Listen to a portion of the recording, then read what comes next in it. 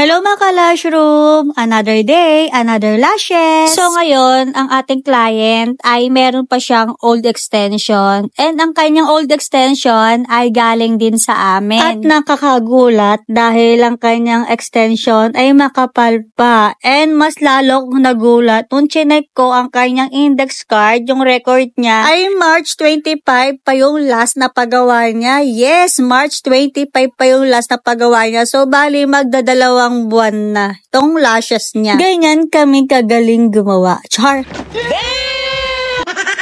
Magaling din kasi siyang mag-alaga itong ating client na to. Kasi ba naman, isa din siyang lash artist. At isa rin si client sa mga client namin na matatagal na.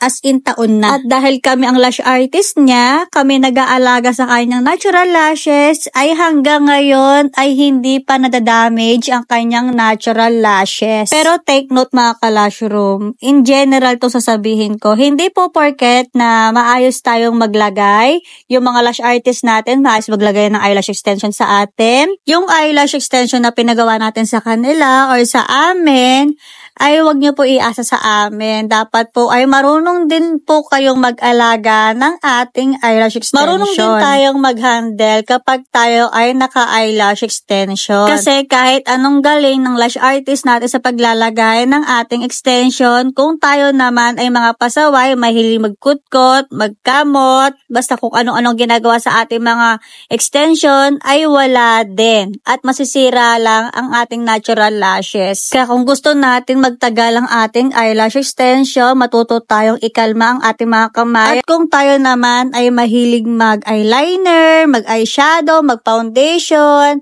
ay matuto din tayong maglinis ng ating mga lashes. At dapat marunong din tayong mamili ng ating mga lash artist. Anyway, dahil sa sobrang daldal natin for today, ay sa part na to, ay naglalagay na ako dito ng tape para masimulan na natin ang bagong set. Mapping na ngayon ginagawa ko dito at ang ipapagawa ni client ay ganun pa din yung palagi niya pinapagawa, which is yung mega volume na doll eye. Size 14 yung pinakamahaba na ilalagay natin sa kanya, which is yun yung palaging pinapalagay niya at yun yung trip niya. And alam nyo ba, sa part na yan, 1 oras ko na siyang nilalagyan dyan. Ayan pala yung nagawa natin sa kanya. Kala ng iba, ganun kabilis maglagay ng extension pero hindi, super tagal. Depende pa rin po yun sa kapal ng natural lashes ni client at kung ano ang ipapalagay ni client. Dito sa lash room, ang process ng paglalagay namin ay 1 to 2 hours. Minsan po, umaabot po ako sa 3 oras. Kaya kung hanap mo ay 15 minutes, tapos na, or 30 minutes ay tapos na, ay hindi kami yung para sa'yo. And sa part na to, ay tapos na ako ditong gumawa. And binabrush ko na lang din siya para ma-check ko talaga kung talagang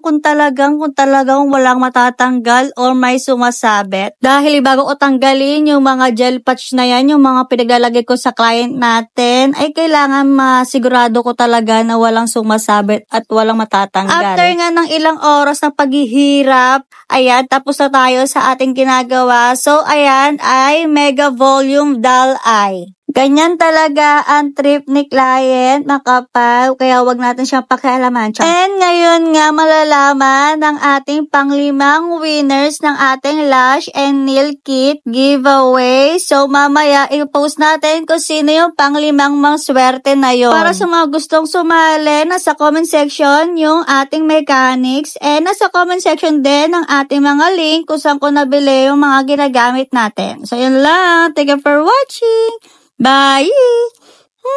Mwah!